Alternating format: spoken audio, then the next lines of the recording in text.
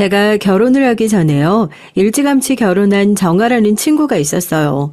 초등학교, 중학교를 함께 나오고 전 그 기집애가 드레스를 입기 전에 어떤 남자친구들을 만났는지 다 알고서도 형부에게 우리 정아를 잘 부탁한다고 그 얘기를 하면서도 눈물을 펑펑 쏟을 정도로 아주 절친한 친구요. 부케를 받으면서 우리의 우정이 아주 영원할 줄 알았거든요. 제 친구 중에 정아가 가장 일찍 결혼을 했으니까 애도 가장 일찍 낳았어요. 제가 결혼을 하기도 전에 애를 낳았고 형제도 없는 제가 정아의 딸을 첫 조카라고 친구들에게 자랑을 하고 다녔거든요. 그 당시에 저는 일을 하느라 엄청나게 바빴는데 하루 종일 애를 보느라 지친 저의 절친 정아를 위해 종종 제 시간을 쪼개서 제 조카, 아니 정아의 애를 맡아주곤 했죠. 제가 애를 맡아주면 정아는 나가서 자기 친구들과 시간을 보내고 남편과 데이트를 하고 와서 저한테 너무 고맙다고 네 덕분에 숨통이 트인다고 제 손을 잡고 눈물을 글썽거렸어요. 그리고 다음 주가 되니까 정아가 저를 찾아와서 친정에 갑자기 일이 생겨서 그러는데 애 한 번만 맡아줄 수 있냐고 사정사정을 하는 거예요. 그 다음 주가 되니까 또 뭐라더라? 누가 아파서 병원에 가봐야 한다고 그랬었나? 이제는 다녀와서 고맙다는 소리도 안 해요. 우연히 다른 친구의 카카오톡을 보니까 병원에 간다던 정아가 그 친구랑 같이 카페에 갔더군요. 전화를 해서 따집니다. 정아야, 나는 시간이 남아들어서 네 애를 봐주고 있는 줄 아니? 나도 일하느라 바쁘고 힘들어. 하나밖에 없는 제 소중한 친구 정아는 갑자기 버럭 화를 내는 거예요. 야, 친구 사이에 그 정도도 이해를 못 해줘? 하루 종일 애만 보고 있으면 얼마나 스트레스 받는 줄 알아? 하고요. 제가 그때 처음 깨달았어요. 아, 호의가 계속되면 권리인 줄 아는구나. 아니, 호의가 계속되면 내가 호구인 줄 아는구나. 그 다음부터 다시는 사람에게 불필요한 호의를 베풀지 않기로 다짐했죠. 아무리 잘해줘 봤자 정아꼴 나는구나 하고요. 사실 그렇게 호구꼴 되는 거 정아가 아니어도 가까운 곳에서 배울 수 있었어요. 저희 엄마요.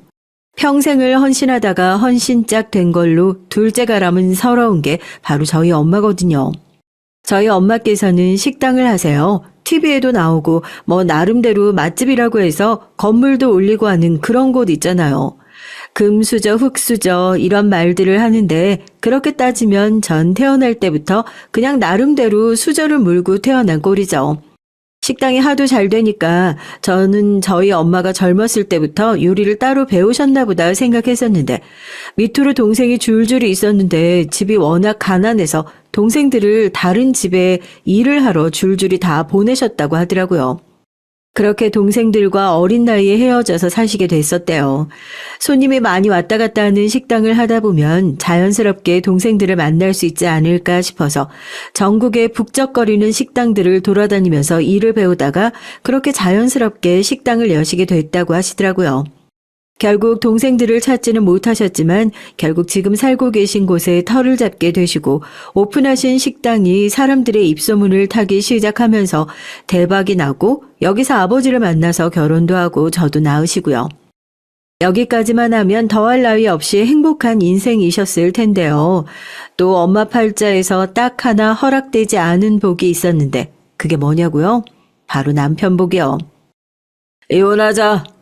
반 갈라달라. 애 내가 키운다. 그런 소리 안 할 테니까 2호점 낸 거 그거 하나만 가져갈게.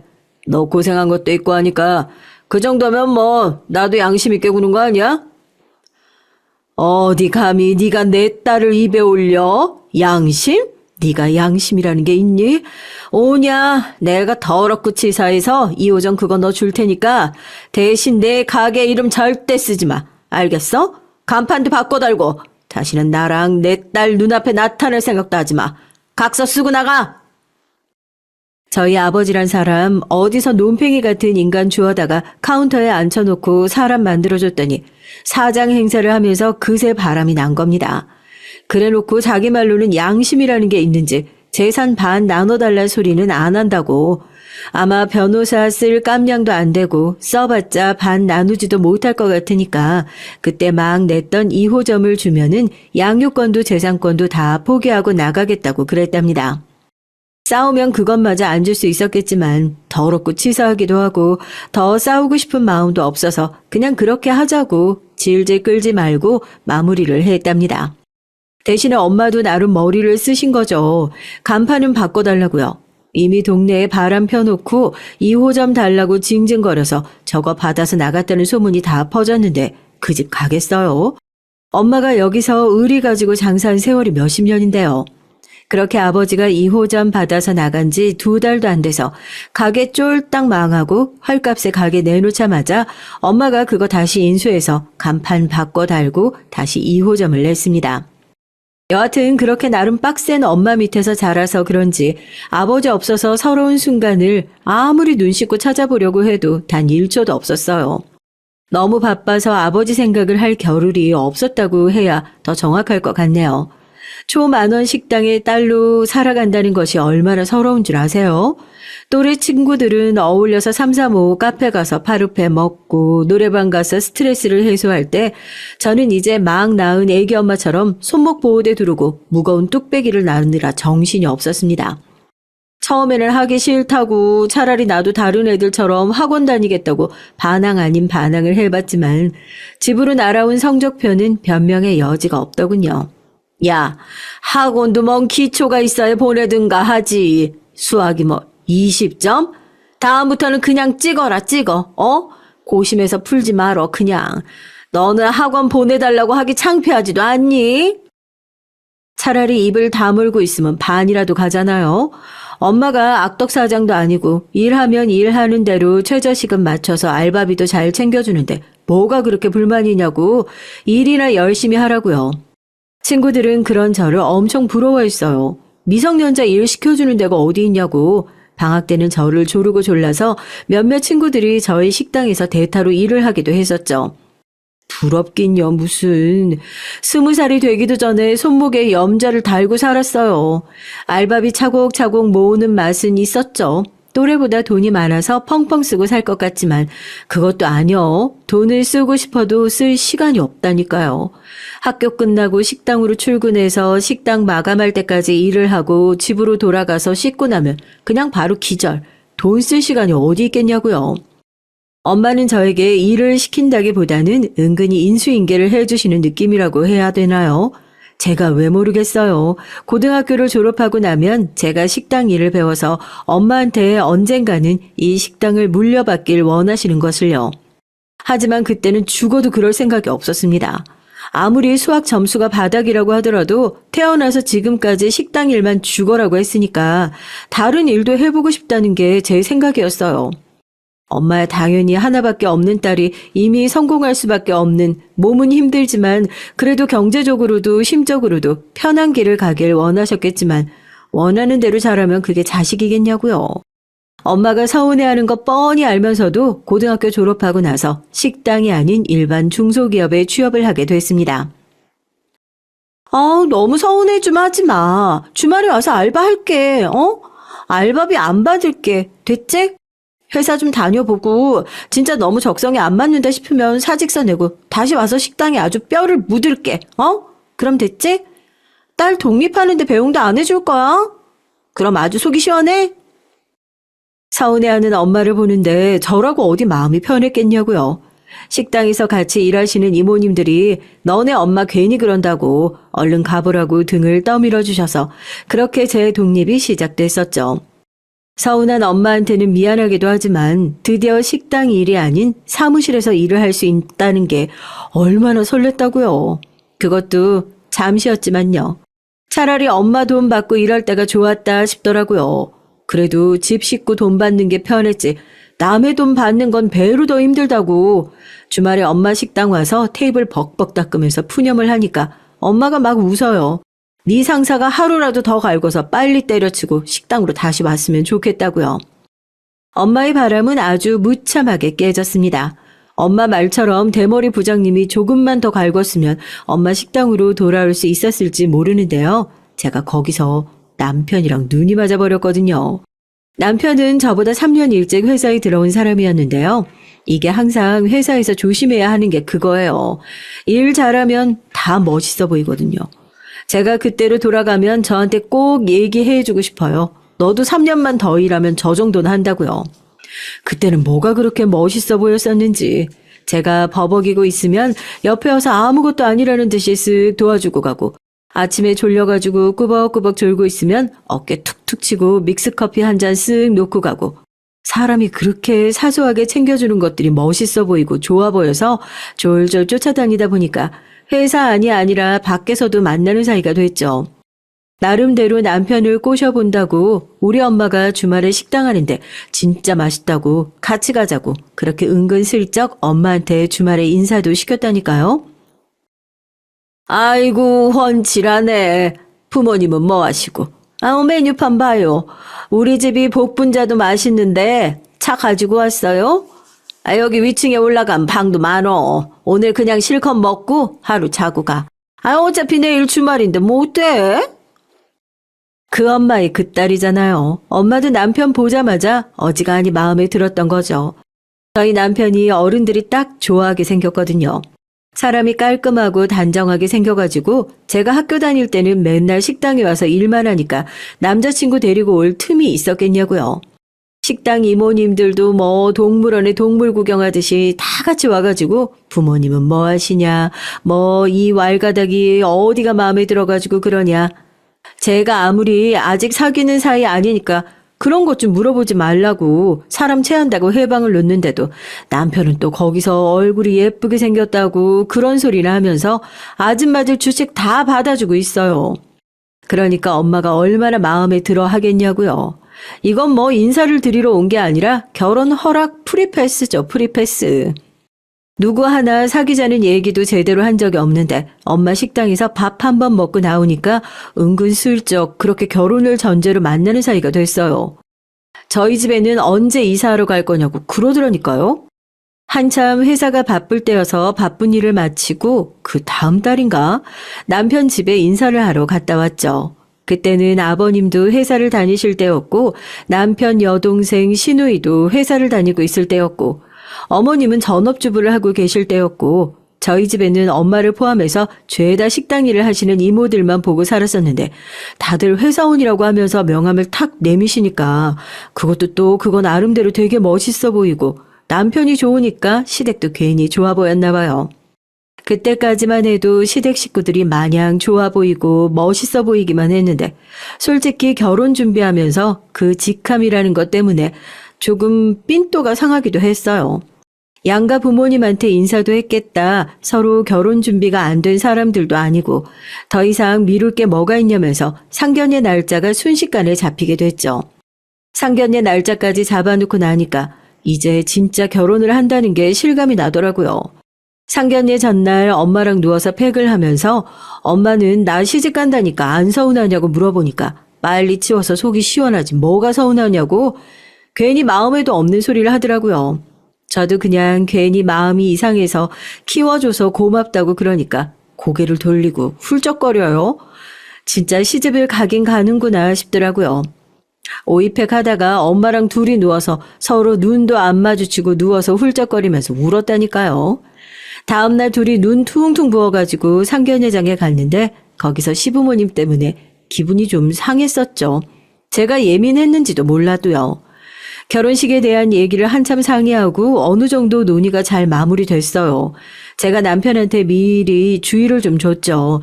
다른 건 몰라도 엄마랑 아버지 이혼 얘기는 좀 안 나오게 당신이 어머님 아버님한테 미리 말씀 좀 해줘라 하고요. 다행히 그 말씀을 하시려다가 아차 싶으셨는지 참고 넘어가시는 것도 봤고요. 상견례 자리 무사히 잘 넘어가나 보다 싶었는데 식사를 하다 보니까 자연스럽게 저희 엄마의 장사 얘기가 나오게 됐어요. 결혼식 당시 저희 아버님 퇴직이 얼마 남지 않은 상황이어서 자영업에 한창 관심이 많은 시기셨거든요. 사돈 식당이 그렇게 잘 되신다면서요? 우리도 다 같이 한번 가야 되는데 말입니다. 뭐 밥 팔아서 얼마나 벌겠습니까? 이왕 장사를 할 거면 좀 큰 걸 하시지. 그거 얼마나 법니까? 밥 한다는 얘기도 솔직히 기분이 상해서 빠직하고 올라왔지만 어른들이야 원체 이런 거 잘 모르시니까 함부로 얘기할 수 있다 생각하고 넘어가도 거 얼마나 버냐는 얘기까지는 완벽하게 저희 엄마를 무시하는 얘기 같아서 솔직히 기분이 너무 안 좋더라고요. 저희 엄마 확실히 서비스직은 서비스직인가 봐요. 저랑 같이 열받은 게 분명하신데 그래도 웃으면서 그걸로 건물을 벌써 2채나 세웠다면서 생각보다 엄청 크고 엄청 힘든 일이라고. 나중에 알바라도 오실 거면 아실 거라고 하고 반대로 아버님을 먹이시더라고요. 물 먹다가 너무 웃겨서 뱉을 뻔했잖아요. 그제서야 아버님도 민망하셨는지 큼큼하고 헛기침을 하시더라고요. 아이고 죄송합니다. 제가 이거 괜한 소리를 해가지고. 뭐 그 일이야 다 지나간 거기도 하고 다들 웃으면서 서로 사과하고 지나간 거니까 결혼 전에 살짝 기분 나빴던 에피소드다 생각하고 넘어갈 수 있었습니다. 하지만 모든 서사에는 맥락이라는 게 있는 법이더라고요. 왜 이런 일이 생겼을까 곰곰이 생각을 해보면 아 맞다 전에 이런 일이 있었지 머릿속에 있는 조각들이 퍼즐처럼 맞춰지는 순간들 있잖아요. 지금부터 시작할 본격적인 저의 사연. 그러니까 제가 결혼을 하고 시댁에서 겪었던 모든 서사들을 생각해 보면 이때부터 그냥 시댁은 딱 그 정도 수준의 사람이었을지도 모르겠다. 바보 같은 저는 사연을 쓰는 지금에서야 퍼즐 조각을 맞춰보고 있는 중입니다. 사업병, 주식병 다들 들어보셨죠? 뒤에 왜 병이라는 단어가 붙겠습니까? 오죽하면 사업이랑 주식은 도박이나 다름없다는 소리를 하잖아요. 누구 하나 죽어야 끝나는 거라고요. 사업이랑 주식에 한번 미쳐서 눈이 돌아가면 내 돈이 없으면 남의 돈까지 끌어다가 해야지만 직성이 풀리는 사람이 있어서 이런 말이 결국 나온 겁니다. 그런데 이 지독한 불치병에 걸린 사람이 가족 중에 있다면 그야말로 병수발을 드는 입장이겠죠. 네, 맞습니다. 저희 가족들이 이 끔찍한 투병 생활을 시작했어요. 이 지독한 역병의 시작은 아버님이셨습니다. 아니 글쎄 이건 무조건 하면 되는 거라니까. 당신 김 사장 알지? 왜 지난번에 나랑 같이 봤었잖아. 내가 그 자주 얘기하는 그 마누라랑 맨날 해외로 골프 치러 간다는 그 인간. 걔가 이거 해가지고 돈 맛보고 있는 거 아니야 지금. 아주 모임 나올 때마다 돈돈거리는 게 꼴보기 싫어 죽겠다니까. 이번에 얼굴에 뭘 그렇게 맞았는지 주름이 하나도 없는데 뭐 얼굴에 실을 넣고 쭉 잡아당겼다고 그러든가. 하여튼 이번에 대리점에 물건까지 싹 들어간 게 하나 나왔다고. 죽어도 말 안 해준다고 하는 것을 내가 거기다가 술을 몇 병을 들이부었는 줄 알아? 술값을 얼마나 썼는데. 하여튼 겨우겨우 알아낸 정보라고. 절대 말하지 말라고 하더라고. 내가 오늘 아침에 부동산까지 가서 확인 다 하고 왔어요. 아니 근데 그게 믿을 만한 정보는 맞아? 그래서 그게 대체 얼만데? 당신 퇴직금 다 해봤자 얼마 없잖아. 나도 돈 없어. 너네도 지금 이사한 지 얼마 안 돼서 뭐 없을 거 아니야? 토요일 아침에 남편과 저 시누이까지 온 가족들을 다 소집시키신 아버지는 대체 금요일 저녁에 술을 얼마나 드신 건지 아직도 술 냄새가 펄펄 나는 상태로 저희에게 사업 계획 발표를 시작하시더군요. 말이 좋아 사업 계획이지 어제 저녁 술자리 고급 정보를 공유하는 자리였습니다. 남편과 저는 이사를 한 지 얼마 안 되어서 아버지 사업에 보탤 돈이 없다 딱 잘라서 거절을 했어요. 이건 뭐 있다고 해도 없어야 할 것 같다는 느낌이 강하게 들더라고요. 얘기를 들어보니까 아버지보다 몇 해 먼저 퇴직하신 직장 동료분께서 헬스장과 카페를 운영하면서 의류와 회원권까지 판매하는 복합 매장을 운영하시는데 그걸로 수익을 꽤나 보고 계셔서 아버님도 이건 매장만 오픈하면 되는 거다. 지금 당장 없는 돈이라도 만들어서 하루라도 빨리 가게를 열어야 한다. 너무 조급하고 성급하게 뭔가를 해보려고 하시는 눈치였어요. 아버님, 은행에서 사업자 대출 받는다고 하셔도 지금 당장 자금이 얼마 마련될지 확인부터 하는 게 먼저인 것 같은데 너무 급하게 생각하시는 게 아니지 걱정돼서요. 지금 아버님 퇴직금을 계약금으로 먼저 넣는 건 너무 성급한 결정인 것 같아서 걱정이 좀 되는데 그러지 말고 조금만 더 알아보고 계약은 천천히 진행하는 게 어떠세요? 예, 넌 지금 네 아버지 하시는 말씀 못 들었니? 이게 그냥 나오는 자리가 아니라잖아. 얘기 들어보니까 빨리 안 하면 다른 사람이 금방 채갈 수 있는 자리 같은데 이런 건 나왔을 때 하루라도 빨리 하는 게 임자지. 가영아, 너 그래도 회사 꽤 오래 다니지 않았어? 너 회사 관두면 퇴직금이 얼마나 나오냐? 회사 관두고 싶다고 그렇게 노래를 부르더니 잘 됐네. 일하지 말고 아버지 가게에서 카운터나 보고 앉아있으면 될 거 아니야. 그 회원권 남는 거로 엄마랑 운동이나 하면 되겠네. 얘기만 들어도 왜 그렇게 불안한지, 안 그래도 퇴사하겠다는 소리를 입에 달고 사는 신우이는 그러면 되겠다고 박수까지 치면서 좋아하더라고요. 그러면 퇴사하기 전에 대출 받을 수 있는 것들을 미리미리 좀 받아놔야겠다면서 은행 먼저 다녀오겠다고 가방을 챙겨서 쌩하니 일어나더라고요. 제가 남편 쳐다보고 눈을 딱 감고 고개를 졌어요. 무조건 안 된다고 하라는 뜻이었죠. 저희는 이사하면서 있는 대출 없는 대출 다 끌어다 써서 이제 정말 10,000원 한 장 더 안 나온다고요. 아버님은 그런 저희를 보면서 너네는 지 복을 발로 걷어찬다고 그러셨죠. 대체 뭔 복을 누가 걷어차는지 모르겠지만 말입니다. 전 정말 저희 시댁 식구들 마지막까지 뜯어 말렸어요. 영화 타짜 보셨죠? 왜 도박판에 들어 앉으려는 사람 옆에서 비서가 그러거든요. 사장님 이러시면 안 됩니다. 도박은 재미로만 하셔야지요. 그러면 이미 눈이 돌아간 사람은 혀를 쯧 차면서 팔을 뿌리치고 그냥 판때기에 가서 앉아버리거든요. 시댁 식구들이 딱 그런 모습이었어요. 제발 생각 좀 더 해보시라고. 세상에 어떤 사람이 사업을 하는데 주변 사람 말만 믿고 이렇게 아무것도 안 보고 덜컥 시작하냐고요. 남편도 옆에서 평생을 일한 퇴직금 이러다가 다 날리면 어떻게 하시냐고. 아무리 얘기를 해도 지금 아니면 이 돈이 마치 휴지 조각이라도 되는 것처럼 구시는 게 기가 막힌 겁니다. 이게 진짜 역병이 아니면 뭐란 말이에요. 결국 남편과 저의 만류에도 시댁 식구들은 대리점을 얻게 됐어요. 겉으로 볼 땐 그럴싸해요. 당연하죠. 거기 들어간 돈이 얼만데요. 하지만 실상은 빚더미인 거예요. 거기 시아버지 사업자 대출 들어갔죠. 퇴직금 다 들어갔죠. 시어머니 갯돈 들어갔죠. 시누이 대출금에 퇴직금 들어갔죠. 겉으로 볼 땐 예쁜 쇼윈도우에 다 같이 유니폼 멋지게 차려입고 있는데 까딱해서 휘청하기라도 하면 다 같이 묻히기 딱 좋은 묘짤인 거예요. 볼 때마다 그렇게 불안할 수가 없더라고요. 아니나 다를까 불안한 데는 다 이유가 있어요. 제가 보기에 사람이 불안한 건요. 그게 가깝든 멀든 언젠가는 일어날 일이기 때문인 것 같아요. 그래서 언제가 됐든 우선 피하고 보라고 몸과 정신이 본능적으로 알려주는 게 아닐까 싶었죠. 다들 기억하시죠? 코로나요. 어쩜 그렇게 기가 막히게 대리점을 열자마자 찾아왔는지 처음에는 반짝 힘들고 말 줄 알았었어요. 그렇게 길게 갈 줄 몰랐죠. 다들 기억하실지 모르겠는데 헬스장이 진짜 힘들었잖아요.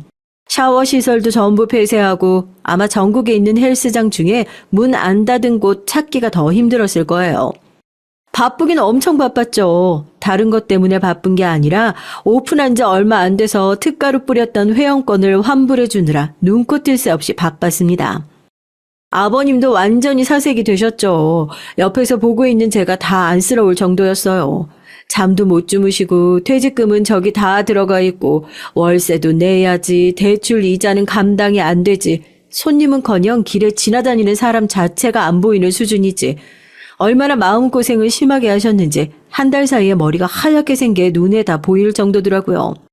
다 죽어가는 목소리로 저한테 전화를 하셔가지고 그러시더라고요. 이번에 이야기 들어보니까 나라에서 주는 소상공인 재난지원금인가 그게 있던데 나도 그거 받을 수 있는 거냐? 핸드폰으로 뭐 신청하는 거라고 하는데 인증번호인가 뭔가 그걸 받아야 한다고 해서 애들한테 부탁했다가 괜히 걱정할까 싶어서 너한테 전화했다. 너 안 바쁠 때 헬스장에 좀 잠깐 들려서 나 그거 신청 좀 해다오. 목소리에 어찌나 힘이 없으신지 그러게 만류를 할 때 좀 들으시지. 한편으로 답답한 마음이 들면서도 그래도 식구잖아요. 어떻게 마냥 미워만 하겠어요. 일이 끝나자마자 헬스장으로 달려갔죠. 그새 얼굴이 더 헬쓱해져서 있으시더라고요. 아버님 핸드폰으로 우선 재난지원금 신청해드리고 이 앞에서 국밥이라도 한 그릇 하자고 모시고 갔어요. 이미 시어머니는 속이 상해서 집에 알아 누워 계시고 시누이는 카페에서 아르바이트를 하고 있다고 하더라고요. 아버님, 이거 코로나 빨리 안 끝나요. 나라에서 재난지원금 왜 나눠주고 있겠어요. 지금 이렇게 버티면서 이거 지원금 타면서 어떻게 월세랑 대출이자 다 내실 거예요? 얼른 폐업 신고하세요. 폐업 신고하시고 기구 다 파시고 건질 수 있는 거라도 빨리 건지세요. 아버님이 제 얘기를 들으시더니 국물을 뜨시다 말고 뚝배기에 수저를 내려놓으시고 펑펑 우시더라고요. 사람들이 무슨 일인가 막 쳐다보고 저도 괜히 울컥해가지고 휴지를 막 뽑아가지고 아버님한테 건네드렸죠. 아버님이 꺼이꺼이 우시면서 그래요. 본인도 그래야 하는 걸 아는데 몇십 년 동안 회사 생활 했던 거 여기 다 쏟아부어 놓으니까 그동안 열심히 살아왔던 걸 전부 부정당하는 것 같아서 마음처럼 그게 잘 안 되신다면서요. 괜히 본인이 고집부려서 가족들 다 같이 똥통에 빠뜨린 것 같아서 너무 미안해서 고개를 못 들겠다고. 가장인데 이게 뭐냐고요. 식당에 있는 사람들도 혀를 끌끌 차더라고요. 다들 아는 거죠.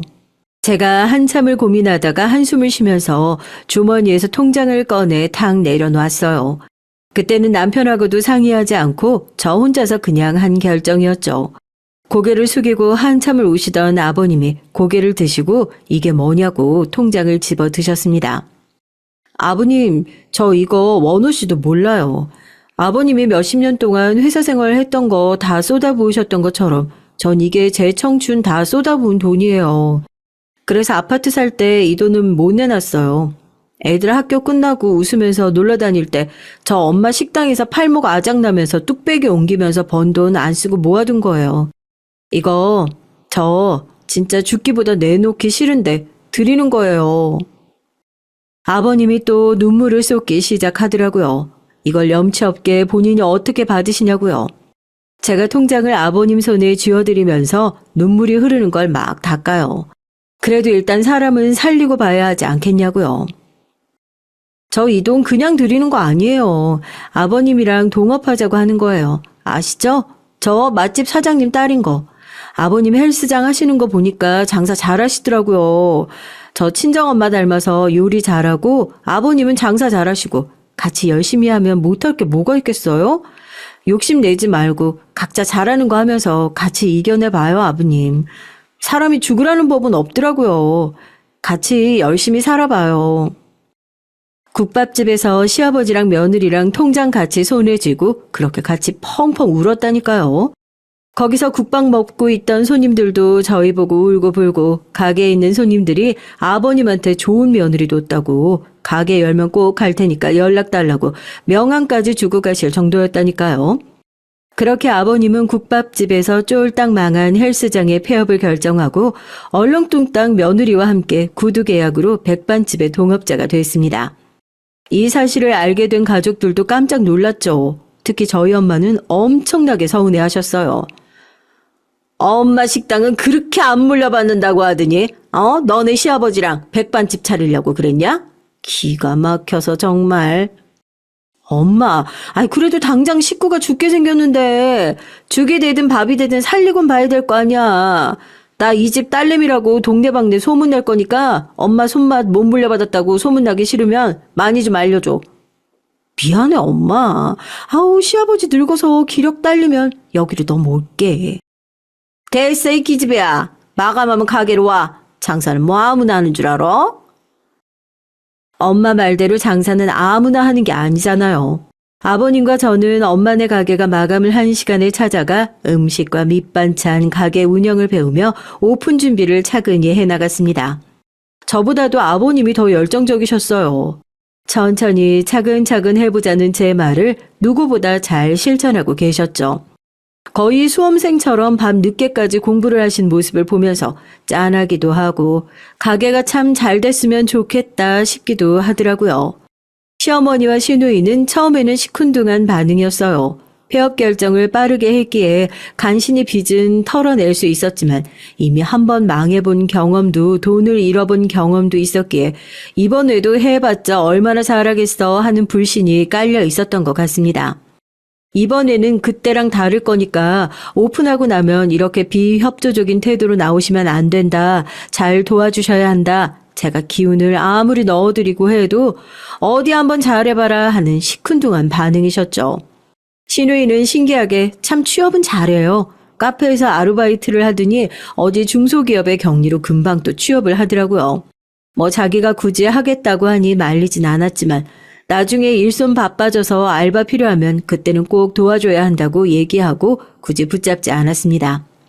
남편이 자기도 뭔가 도와줘야 하지 않겠냐고 슬며시 물어보기에 제가 남편한테 그랬어요. 당신은 그냥 다니던 회사나 제발 잘 다녀달라고요.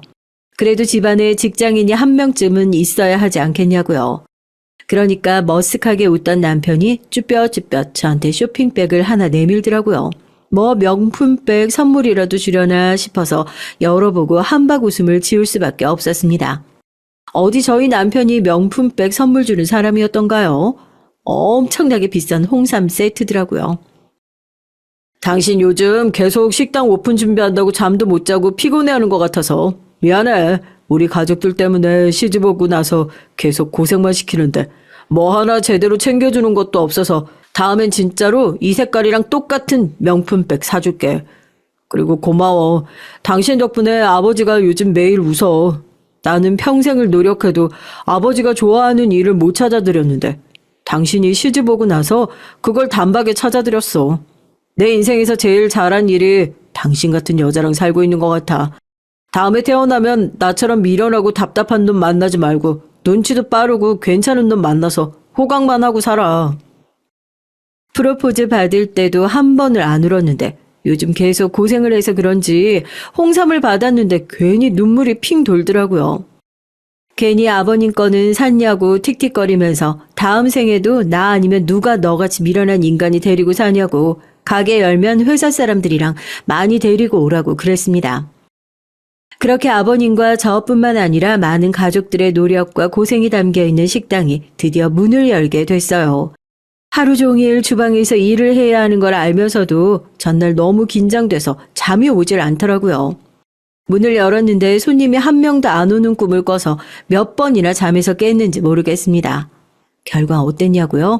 대박, 그것도 초대박이었습니다. 처음에는 오픈빨인 줄로만 알았어요. 오픈 날에도 다음 날에도 그 다음 날에도 피크 타임인 점심시간을 제외하고는 바깥에 줄을 길게 서서 기다려야 할 정도로 손님이 많은 통에 아르바이트를 몇 명이나 쓰고 브레이크 타임까지 만들어서 운영을 해야 할 정도였죠. 첫 달 아버님과 다 같이 모여서 매출 정산을 하는데 헬스장을 운영할 때와는 비교도 되지 않을 정도의 액수가 찍혔습니다.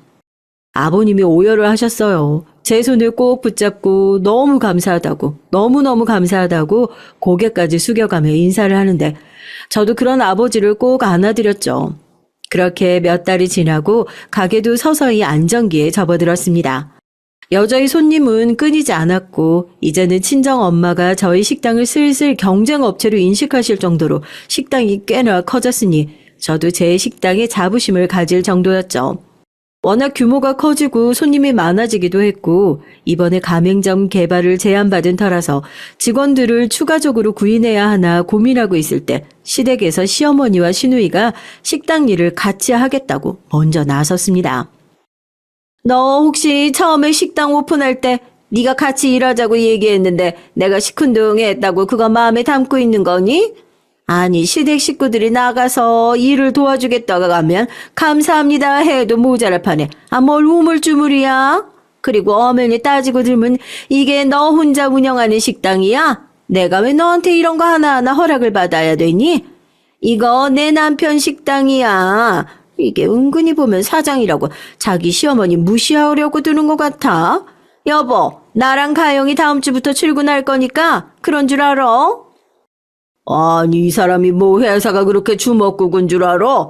나온다 하면 나오고 관둔다 하면 관두게. 우리도 다 이력서 받고 면접 보고 그렇게 해서 사람 뽑는 거야. 그리고 엄연히 대표이사가 따로 있는데 그걸 왜 나한테 이 얘기를 해? 쌤이 너도 출근하고 싶으면 이력서 제대로 써가지고 와서 세훈이한테 내고 제대로 면접 봐. 시어머니와 시누이를 선뜻 쓰지 못했던 건 그런 이유였습니다. 제가 가게에 없을 때 두 사람은 내가 여기 대표 아내다, 대표 딸이다 라고 얘기를 하며 직원들을 종종 지나치게 사적으로 대하신다고 하더군요. 아무리 그래도 이제는 조금씩 회사의 체계를 갖춰가고 있는 중에 시어머니와 시누이가 들어오게 되면 자칫 직원들에게 안 좋은 모습으로 비춰질까 싶어 우려되는 부분이 있었죠. 다행히 아버님께서 이런 부분에 대해서 시어머니와 시누이에게 따끔한 지적해 주신 덕분에 제가 중간에서 마음이 상할 일은 없었습니다. 하지만 시어머니와 시누이는 그 일이 제대로 마음이 상하신 모양이더군요. 평소에 그러지 않았던 시아버지께서 갑자기 이렇게 변한 이유가 제가 중간에서 구워 삶았기 때문이라 확신하신 모양이에요. 시어머니의 말을 빌리자면 그깟 식당 하나 운영하는 주제에 시어머니 머리 꼭대기까지 올라가려고 하는 것을 내버려뒀다간 아주 이 집을 통째로 집어삼킬지도 모른다고요. 공교롭게도 그 난리가 났던 건 어머님과 아버님의 결혼기념일 날이었습니다. 대체 오늘이 무슨 날인지 알고 계시긴 한 건지 제가 가게로 꽃 배달을 시켰고 꽃이 도착했는데 이게 웬 꽃이냐고 의아한 눈치신 아버지의 등을 아프지 않게 손바닥으로 때렸죠. 아버님 결혼기념일이에요 하니까 그제서야 깜짝 놀라신 눈치였습니다. 오늘은 마감 정리 제가 하겠다고 얼른 일찍 집에 들어가 보시라고 아버님 등을 떠밀었고요. 이왕 이렇게 된 거 오늘은 기분이다 싶어 직원들도 일찌감치 집에 들어가 보라고 집에 보내놓고 혼자 노래를 틀어놓고 문을 잠가놓고 마감을 하고 있었습니다. 그때 누가 주먹으로 가게 문을 쿵쿵 두드리는 소리가 들리더라고요. 가끔 마감을 한지 모르고 가게 문을 두드리는 손님들이 있기에 당연히 손님인 줄 알고 안내를 하러 문 쪽으로 다가갔는데 깜짝 놀랐어요. 잔뜩 화가 난 표정으로 서 있었던 건 다름 아닌 어머님이셨습니다. 어머님, 여기는 어쩐 일이세요? 일단 들어오세요. 아버님 방금 집으로 가셨는데요. 아버님 집에 들어가고 계신다는 전화 받고 왔다. 둘이 얘기하러 온 거니까 앉거라. 저랑 둘이 얘기를 하러 오신 거라는 어머님은 제 앞에 서류 봉투를 탁 하고 내려놓으시더라고요. 저 솔직히 말씀드려서요. 그거 이력서인 줄 알았어요. 왜 지난번에 아버님께서 일하고 싶으시면 이력서 써서 제대로 면접 보라고 그 얘기를 마음에 담아두고 있으셨구나 싶어서요. 어머님 이력서 얘기는요. 그런 뜻이 아니었어요. 아무래도 직원들이 가족이라고 하면 불편해하는 게 있어서 그런 것만 좀 조심해 주셨으면 좋겠다 싶어서. 이력서는 뭔 이력서야? 내가 지금 너한테 면접 보러 온 줄 아니? 기가 막혀서. 네 건방짐이 그렇게 하늘을 찌르니까 내가 여기까지 온 거다. 됐다. 더 무슨 말이 필요하니? 아는 언니 아들이 변호사라서 물어보니까 식당 반으로 갈라주면 된다고 하더라. 그렇게 갈라주고 이혼해라. 애 없는 게 얼마나 다행이니? 이게 무슨 소린가 싶더라고요. 어디서 많이 들었던 얘기다 싶어서 곰곰이 생각을 해보니까 이거 우리 아버지가 했던 얘기인데 싶더라고요. 아무리 곱씹어 생각해봐도 기가 막혀서 어머님이 가져오신 봉투를 열어봤어요. 이혼 신고서더라고요.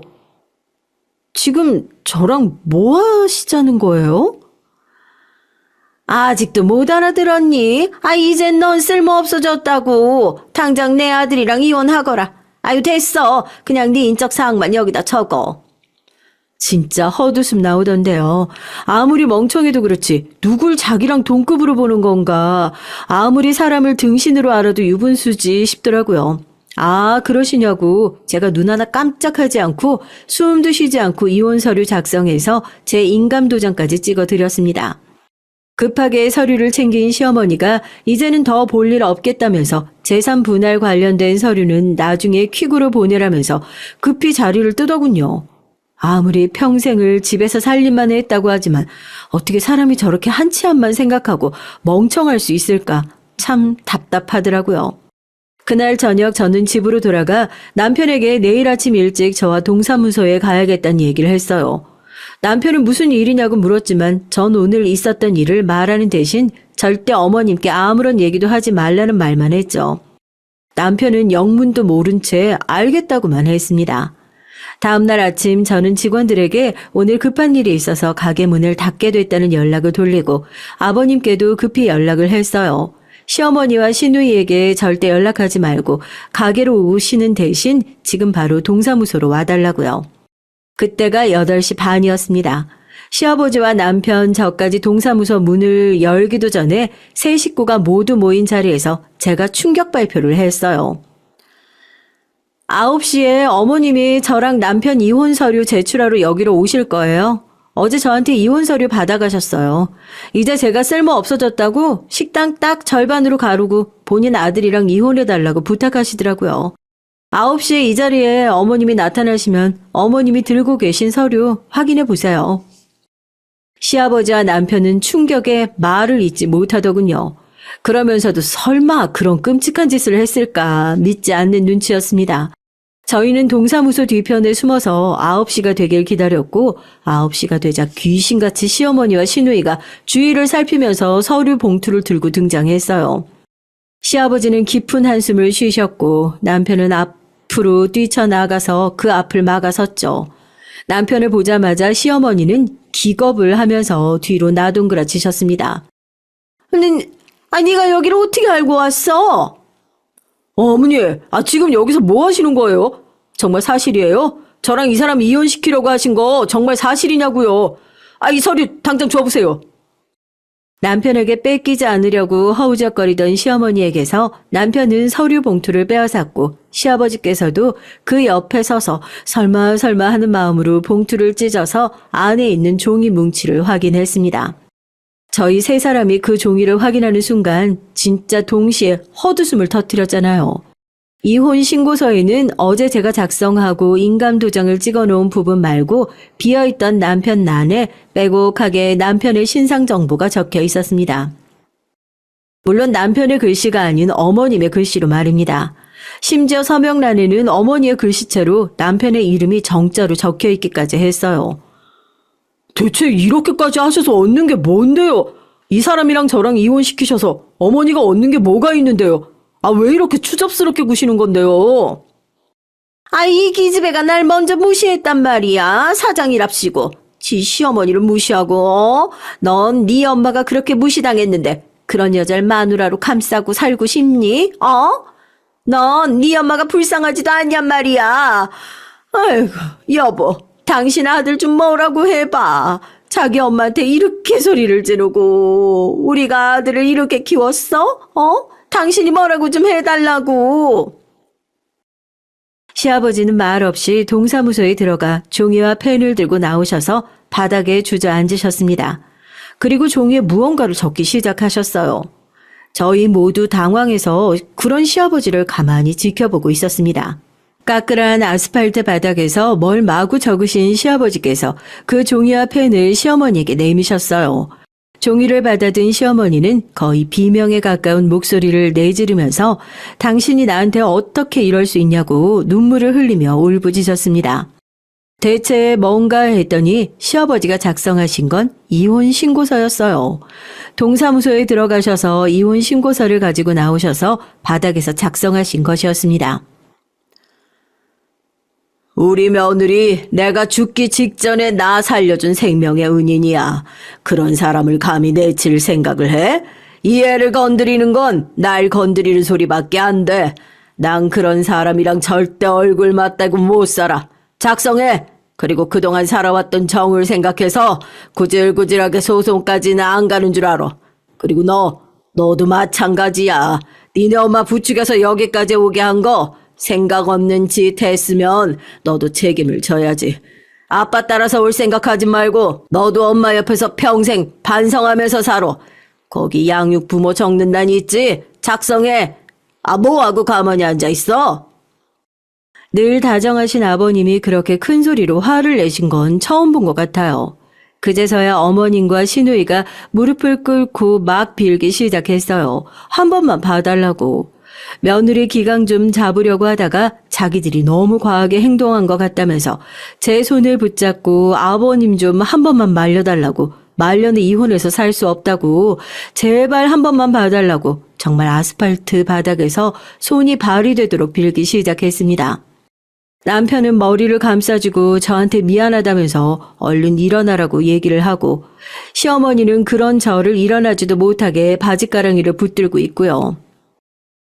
이렇게 가면 나는 어떻게 살라고. 한 번만 봐줘. 응? 다시는 안 그럴게. 내가 일하면 하고 그 가게에서 월급 안 받아도 일한다.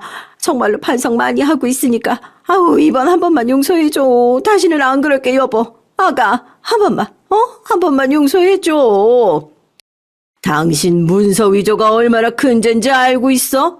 다른 것도 아니고 이혼이 그렇게 무서운 사람이 아들 이혼 서류를 위조할 생각을 해?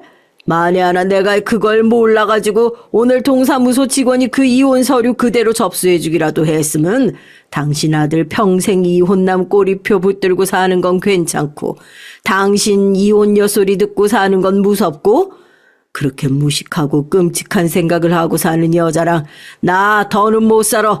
내 생각엔 변함이 없으니까 서류 100번이고 1000번이고 찢어봐. 난 100장이고 1000장이고 다 써가지고 올 테니까. 가자. 가게 열어야지. 엉엉 울고 있는 시어머니와 시누이를 뒤로하고 시아버지는 저와 남편의 손을 붙잡고 가게로 다시 돌아가셨습니다. 뭐가 어떻게 지나간 건지 정신이 하나도 없더라고요. 아직도 멍한 제 손을 붙잡고 시아버지는 진심 어린 사과를 하셨어요. 이게 내가 사과를 한다고 될 일인가 싶긴 하지만 그래도 정말 미안하구나. 저 사람이 저렇게 욕심이 많은 사람이 아니었는데 결국 내가 저렇게 만들었나 싶어. 용서가 안 되겠지만 용서를 할 필요도 없지만 그저 네가 이 일로 너무 상처받지 않았으면 좋겠구나. 우리 아들도 엄마가 저런 사람이라고 스스로 너무 자책하지 않았으면 좋겠어. 아버지는 어떻게 하실 거예요? 남편의 물음에 아버님은 쉽사리 대답을 하지 못하셨습니다. 괜히 마음이 안 좋더라고요. 제가 그날 어머님이 가게로 오셨을 때 괜히 더 세게 들이받았나 싶기도 하고요. 그치만 언젠가 터질 시한폭탄이었다면 그냥 거기서 터진 게 차라리 나았다 싶기도 하고 솔직히 지금은 마음이 너무 심란해서 잘 모르겠다 싶기도 해요. 엄마한테도 가서 그동안 있었던 일을 다 얘기했어요. 불같이 화를 내실 줄 알았는데 생각보다 덤덤하시더라고요. 원래 여자들은 나이가 많으면 쓸데없는 데서 질투가 많아진다면서요. 엄마 보라고 네가 시아버지랑 냉큼 가서 가게 차리고 있는 데서 진짜로 질투하지 않았냐면서요. 그래도 이혼 서류 위조해서 제출하려고 했던 건 너무 막장이라고 시원하게 욕은 해주시더라고요. 저 때문에 시부모님 결혼기념일에 이혼하게 생겼다고 찝찝해 죽겠다고 괴로워하시니까 이혼한 인간들은 결혼기념일이든 크리스마스든 언젠가 이혼할 팔자라고 괜히 마음 쓰지 말라고 위로도 해주셨습니다. 저 한결 마음 편하게 지내도 되는 걸까 싶어요. 마음이 참 무겁고 심란합니다. 호의가 계속되면 권리인 줄 안다고 착하고 순둥한 며느리로 잘 지내왔었는데 정말로 호구가 될 뻔했었다가 잘 빠져나온 것 같아서 한편으로는 다행이다 싶다가도 그냥 계속 호구 며느리로 살 걸 그랬나 싶기도 하고 마음이 오락가락합니다. 그냥 저 시원하게 잘 들이받았다고 앞으로도 시아버지랑 알콩달콩 그렇게 하던 대로 잘 살라고 응원 한마디만 해주세요. 어쩌면 지금 저에게 가장 필요했던 얘기는 그런 거였던 것 같습니다. 기집애 너 그냥 잘했다고요. 사연을 들으시는 분들 오며 가며 따뜻한 밥 한 그릇 대접할 수 있는 인연으로 다시 만났으면 좋겠습니다. 항상 식사 잘 챙겨 드시고 건강한 하루하루 보내셨으면 좋겠습니다. 다른 건 몰라도 건강은 다시 돌아오지 않는 귀중한 보물이니까요. 그럼 다들 건강하시고 오늘도 행복한 하루 보내시길 바라겠습니다. 이만 마무리합니다. 여러분 안녕하세요. 저는 결혼 5년 차의 주부입니다. 저는 당뇨를 가진 부모님 밑에서 태어났어요. 당뇨는 유전적 질환이 강한 병이라 부모님께서 당뇨면 아이는 약 60에서 80%의 확률로 당뇨에 걸린다고 하더군요. 그래서 그런지 저 역시 아주 어릴 때 소아당뇨 진단을 받았습니다. 저희 부모님은 당뇨였으니 항상 참고 인내하는 삶을 사셨고 저 역시 부모님을 따라 참고 인내하는 삶을 살았죠. 전 부모님을 따라 건강한 식단과 운동을 해야 했습니다. 운동도 안 해본 운동이 없는 것 같아요. 가방에는 항상 언제 찾아올지 모르는 저혈당 때문에 당을 한 번에 끌어올릴 수 있는 음료수 같은 것들이 있었죠. 다른 친구들에게 초콜릿이나 사탕은 간식이었지만 저에겐 생존 키트 같은 물품이었습니다. 제가 어릴 때는 소아당뇨에 대해서 모르는 사람들이 많아서 항상 이런 말을 듣고는 했어요. 아유, 소아당뇨? 세상에, 그럼 이런 건 더 먹으면 안 되는 거 아니야? 간식거리보다는 밥을 먹어야지. 이런 걸 먹으니까 당뇨에 걸리는 거야. 당뇨? 아유, 그러면 평생 관리해야 한다는데 주머니에 사탕이며 초콜릿이며 너 이런 거 많이 먹으면 일찍 죽어. 이런 식으로 말이죠. 물론 저희 부모님께서 몇 번이고 제 소아당뇨는 유전적인 질병으로 인해 생긴 거라고 얘기를 하셨지만 남 얘기 좋아하는 동네 아줌마들은 저희 부모님이 저를 막 키워서 어린애가 벌써부터 당뇨라고 쑥덕거리시고는 했습니다. 뭐 지금은 저도 이해를 하고 있어요. 다 큰 지금도 종종 그런 소리를 듣곤 하는데 그때 어른들은 소아당뇨라는 게 유전적인 게 아니라 제가 간식거리를 많이 먹어서 생긴 거라고 생각하실 수도 있죠. 그래도 요즘은 TV 매체나 유튜브에서 당뇨에 대해 얘기하는 사람들이 점점 늘어서 제 고충을 이해해 주시는 분들도 있습니다. 물론 그전부터 저의 당뇨에 대해 안타까워하시며 제 주머니에 사탕이나 초콜릿이 떨어지면 넣어주시고 항상 냉장고에 저를 위해 포도주스를 채워주시는 분들도 계셨죠. 바로 저희 시부모님이요. 저와 남편은 아주 어렸을 때 동네 소꿉친구였습니다. 초등학교 때도 같은 반이 됐던 친구였죠. 제 소아당뇨 사실도 알고 있어서 친구들이 제 사탕이나 초콜릿을 다 뺏어가면 어떻게 알았는지 다른 친구들 몰래 저에게 사탕이나 초콜릿을 쥐어주던 친구였습니다. 남편과는 중학생도 같은 학교를 다니게 됐죠. 비록 남녀 분반으로 진행되던 학교였지만 그런 것과는 상관없이 저를 챙겨주던 친구였습니다. 하루는 학교 중앙 계단을 청소하다가 제가 저혈당이 와서 쓰러졌는데 그런 저를 업고 양호실까지 데려다 주기도 했어요.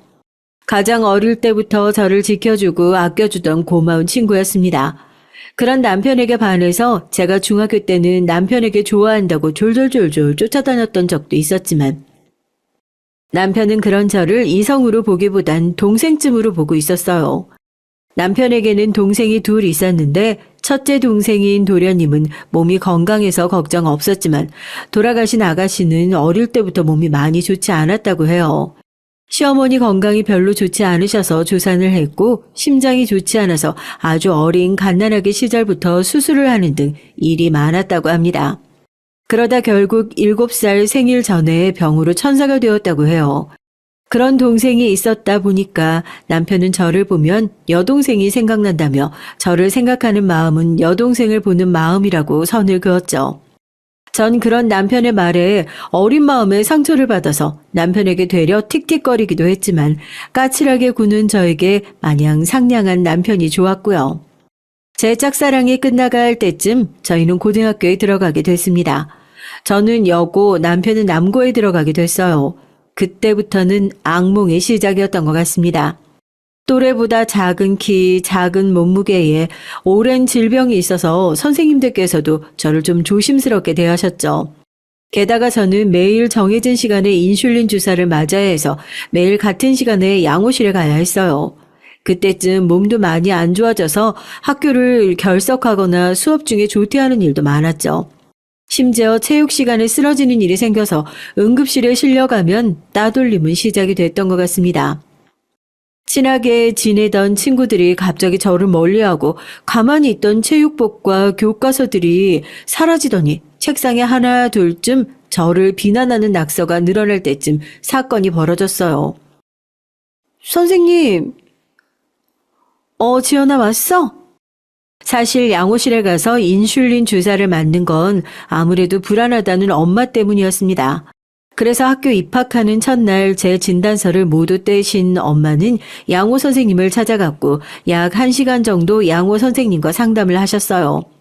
다행히 양호 선생님은 그런 저의 상황을 이해해 주시고 화장실에서 맞지 말고 양호실로 오라고 말씀해 주셨고요. 그래서 전 항상 양호실에 가서 주사를 맞고는 했습니다. 그날도 주사가 든 손가방을 들고 양호실로 가서 주사를 맞기 위해 자리에 앉아 양호 선생님과 이런저런 얘기를 하며 가방을 열었는데 분명 학교에 등교해서 확인했을 땐 있었던 주사기가 보이질 않는 거예요. 지연아, 왜 그래? 주사 안 가져왔어? 선생님이 아무것도 못하고 허둥지둥하는 저를 보면서 물으셨습니다. 분명 어젯밤에 저희 엄마가 챙겨주셨고 오늘 등교하고 자리에 앉으면서 있는 거 확인했는데. 제 말에 양호 선생님은 표정이 굳더니 바로 저에게 조퇴증을 적어주셨어요. 이미 점심을 먹고 온 상태라서 주사를 맞아야 하는 상태였거든요. 결국 그날 조퇴하고 집에 돌아온 저를 맞이한 엄마는 그 다음날 저를 학교에 보내지 않으셨고 수업 시간이 끝났을 늦은 오후에 저를 데리고 학교에 찾아가 교무실에서 담임 선생님과 긴 상담을 하셨습니다. 주사기를 훔쳐간 범인은 같은 반에서 다른 친구들 돈을 뜯고 공부도 열심히 하지 않는 양아치들이었어요. 그동안 제 교과서를 가져가고 체육복도 훔쳐간 것도 모두 그 애들이었죠. 괴롭힘의 이유를 들어보려고도 했지만 말도 안 되는 것들 뿐이었습니다. 맨날 약한 척하고 조퇴하고 학교를 안 나온다는 게 전부였어요. 그리고 가끔씩 아빠가 데려오지 못하는 날 제가 종종 버스를 타고 하교를 했는데 그때마다 제가 버스 정류장에서 예쁜 척을 하면서 다른 학교 남자애들한테 꼬리치는 게 꼴보기 싫었다는 것이었습니다. 그 얘기를 들은 저와 엄마 그리고 담임 선생님은 할 말을 잃었죠. 어떻게 그렇게 중요한 걸 훔쳐갈 수가 있어? 너희 그거 어떻게 했어?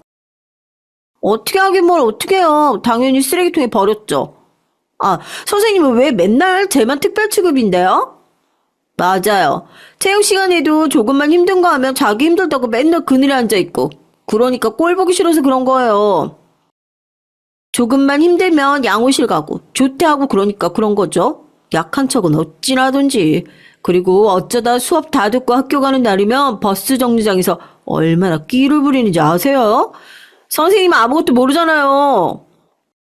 그날은 그렇게 일단락이 됐지만 계속되는 괴롭힘에 그해 겨울 저는 학교를 자퇴했습니다. 같은 반 친구들에게 괴롭힘을 당하면서 사람에 대한 배신감과 언제 어떤 일이 발생할지 모른다는 두려움에 대한 기피증까지 시달리던 저는 방 안에만 틀어박혀 있었어요. 아무것도 하지 않고 하루 종일 침대에서 잠만 자는 저를 본 부모님께서는 하나밖에 없는 딸이 걱정되셔서 여기저기 알아보시고 저를 억지로 정신병원에 데려가셨습니다. 부모님과 함께 간 정신병원은 정말 최악이었어요. 저를 무조건 정신병이 있는 사람 취급하며 약을 먹어야 하고 입원을 해야 한다고 하더군요. 게다가 제가 제 속에 있는 말이라도 하려고 하면 자기 잘난 듯이 자기 얘기만 하는 의사에 저는 다시 한번 상처를 받았습니다. 병원을 다니고 있는데도 나아질 기미가 보이지 않고 오히려 진료를 거부하며 방 문까지 굳게 잠궈버린 저를 다시 세상 밖으로 끄집어낸 사람은 바로 남편이었어요. 학교를 자퇴해야만 했던 제 사정을 들은 남편은 종종 저를 찾아와 좋은 내용의 소설책이 나왔다면서 책을 선물해 주기도 했고 자기 문제집 사야 하니 같이 가자고 하면서 저를 서점에 데리고 가기도 했고 기분 전환을 해야 한다며 영화관, 도서관도 같이 다녀줬습니다. 시간이 흘러 제가 남편을 따라 다시 세상 밖으로 조금씩 발을 내딛는 걸 본 저희 부모님은 큰 결심을 하셨어요. 저를 한국에 있는 학교에 다시 입학시키는 게 아니라 유학을 보내는 걸로요. 물론 부모님도 함께 가시고 말입니다. 지금 생각하면 그냥 저희 가족 모두 캐나다로 저 하나 때문에 이민을 가는 거였어요. 진짜 가는 거야? 가야지. 그동안 고마웠어. 이민 가기 전날 저를 집 앞으로 불러낸 남편은 이별 선물이라며 간식이 든 예쁜 주머니를 선물해 줬습니다. 참 남편다운 선물이 얼마나 웃기던지. 저희 두 사람은 그렇게 헤어지고 메일로 시시콜콜한 얘기를 나눴지만 몸도 멀고 너무 다른 시차에 메일을 주고받는 간격이 멀어졌어요. 그리고 어느 순간 메일을 주고받는 것도 하지 않게 됐습니다. 시간이 흘러 10년. 제가 이곳에서 대학을 가고 졸업하고 막 사회초년생으로 취업을 해서 한참 열심히 일을 하고 있는데 부모님께서 다시 한국으로 돌아가자고 하시더군요. 아무래도 남의 나라에서 일을 하는데 오는 스트레스와 인종차별에 부모님도 두 손 두 발 든 상태였던 것 같아요.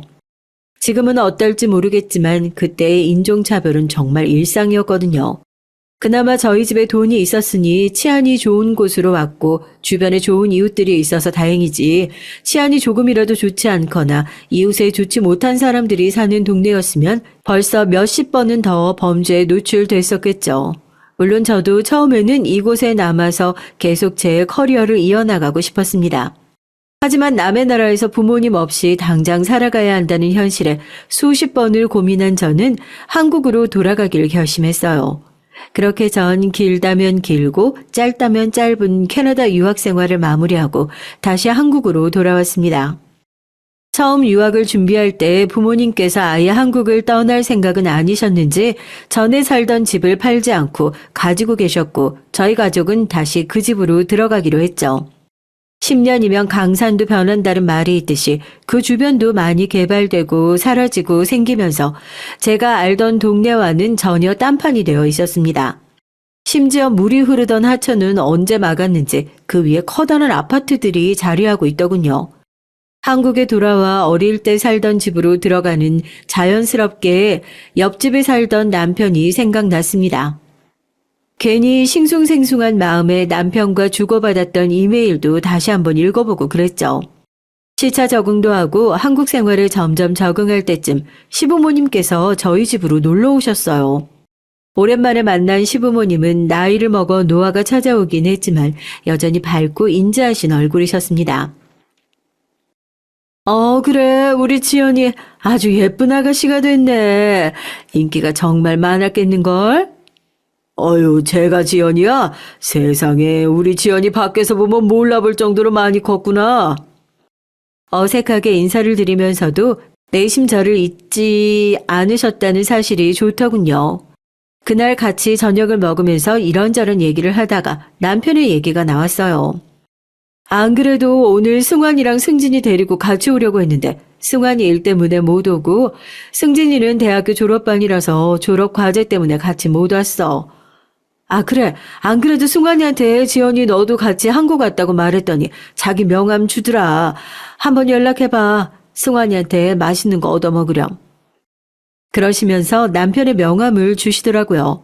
그 명함이 뭐라고 남편을 좋아했던 어린 시절처럼 괜히 가슴이 두근두근 거리더라고요. 마치 어렸던 그때로 돌아간 것처럼요. 한 일주일은 정말 연락을 해도 되는지 엄청 고민했어요. 그러다 우연히 밖에서 쇼핑을 하다가 시어머니를 만나게 됐죠. 어지러운지 벽에 기대어 있으셔서 혹시 위급 상황인가 싶어 다가갔거든요. 처음에는 누군지도 모르고 그냥 도움이 필요하신 분 같아서 말을 걸었어요. 저기요, 괜찮으세요? 어디 아프세요? 의식이 있는지 확인을 위해 다가가 물었다가 얼굴을 봤는데 시어머니였으니 제가 얼마나 놀라겠어요. 세상에, 아주머니, 왜 그러세요? 제가 황급히 시어머니를 부축해서 큰 거리로 나와 119를 불러 상황 설명을 했고 구급차를 타고 보호자 신분으로 같이 병원에 갔죠. 병원에서 여러 검사를 했고 이석증이라고 하더군요. 아무래도 어지럼증이 심하시니 하루 정도는 입원을 권한다는 의사의 말에 전 알겠다고 대답했고요. 입원을 기다리는 동안 검사 후 지쳐서 의자에 기대어 계시는 시어머니를 보다 지갑에 가지고 있던 남편의 명함을 꺼내 남편에게 전화를 걸었습니다. 네, 이승환입니다. 승환아, 나야 지연이. 우연히 아주머니를 만났는데 몸이 안 좋으셔서 내가 모시고 병원으로 왔어. 입원을 해야 하는데 가족 동의가 있어야 한다고 해서. 병원이 어디야? 내가 금방 갈게. 저는 남편에게 병원의 이름과 위치를 알려줬고 남편은 금방 갈 테니까 조금만 기다려달라고 말하더군요. 얼마 지나지 않아 정말 남편이 병원에 도착했고 저희는 그렇게 10년이라는 시간을 건너 다시 만날 수 있었습니다. 다행히 시어머니는 하루 입원하시고 퇴원을 하셨고 병원에서 지어오신 약을 꼬박꼬박 드시면서 다시 건강을 찾으셨어요. 그 일이 있고 종종 시어머니께서는 놀러 오라는 말을 여러 번 하셨습니다. 물론 어릴 때처럼 옆집에서 사시는 건 아니었지만 같은 동네였기 때문에 저는 취업 전까지 종종 놀러 가서 말상대도 해드리고 같이 점심도 먹고 그랬어요. 그때쯤만 해도 저랑 남편이랑 아무 사이 아니었으니까 그럴 수 있었죠. 바쁘게 살았던 캐나다와는 다르게 한가한 백수 생활을 즐기고 있던 어느 날 남편에게서 밥을 사주겠다는 연락이 왔습니다. 다행히 네 덕분에 우리 엄마 늦지 않게 병원 가실 수 있었어. 돈 못 받고 계속 거기 계셨으면 쓰러졌을 거라고 하더라고. 우리 엄마 생명의 은인인데 내가 맛있는 거 사야지. 언제가 좋아? 뭐야, 대뜸 전화해서. 난 언제든 좋아. 지금 백수 생활을 즐기고 있거든. 내가 시간 맞출게. 너 가능한 시간 문자로 보내줘. 제 말에 남편은 정말 자기가 가능한 시간을 문자로 보내줬고 정말 저희는 만나게 됐습니다. 정말 만나서 딱 밥만 먹고 좀 걷다가 헤어졌어요. 남편은 그 다음날 출근을 해야 했기 때문에 술을 마시기도 뭐했거든요. 저는 그게 남편과 보내는 마지막 시간이라고 생각했습니다. 그때 저도 남편에게 관심이 없었고 남편도 저한테 관심이 없을 거라고 생각했거든요. 그런데 끝일 거라고 생각했던 만남이 2번, 3번이 되더니 어느 순간 매주 만나게 되는 거 아니겠어요? 심지어는 크리스마스 당일에도 만나서 놀았으니 점점 더 이 관계가 무슨 관계인지 궁금해지더라고요. 그래서 그냥 남편에게 단도직입적으로 물어봤습니다. 우리 무슨 사이야? 뭐가? 봐봐, 우리 매주 만나고 있지? 내가 매주 약속을 잡고 있으니까 매주 만나지. 그리고 크리스마스 당일에도 만났어. 내가 크리스마스에 약속 잡았으니까. 아니, 그러니까 내 말은 무슨 친구가 매주 약속을 잡아서 만나고 연인이나 가족들이랑 함께 보내는 크리스마스에도 1대1로 만나서 노냐고. 그걸 이제서야 깨달은 거야? 이 대답을 듣는데 정말 남편 멱살을 잡고 흔들고 싶은 심정이었습니다. 결국 그날 끝을 봐야겠다는 생각으로 남편을 긁고 있었는데 그제서야 툭 결혼하자는 말을 하더군요. 우리 결혼하자. 뭐?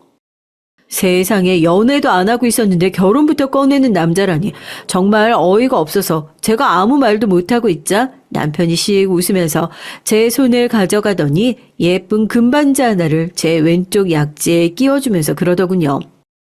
사실 오늘 고백하려고 했는데 지연이 네가 이렇게 먼저 얘기할 거라고는 생각 못했어. 너 유학 가고 나 너 엄청 생각했어. 물론 넌 적응하느라 바쁘고 나도 수험생 생활하느라 자주 연락도 못했고 어느 순간 이메일도 끊겨서 그대로 끝이라고 생각했지. 엄마 통해서 너희 가족 다시 한국에 들어왔단 말을 들을 때도 믿기지 않았고. 그러다 널 다시 만났고 알게 모르게 변해져 있는 우리를 생각하니까 함께 보내지 못했던 10년이란 세월이 너무 아쉽더라. 그래서 그랬어. 매주 만나서 우리가 함께 하지 못했던 10년이라는 세월을 얼른 만회하고 싶었거든. 바보. 지연아, 앞으로 남은 세월은 영원히 나랑 같이 해줄래? 그렇게 저는 남편의 소박한 청혼을 받았고 저희는 그 다음에 5월 결혼식을 올렸습니다. 저희가 결혼한다는 말에 양가 부모님들은 모두 환영하셨어요.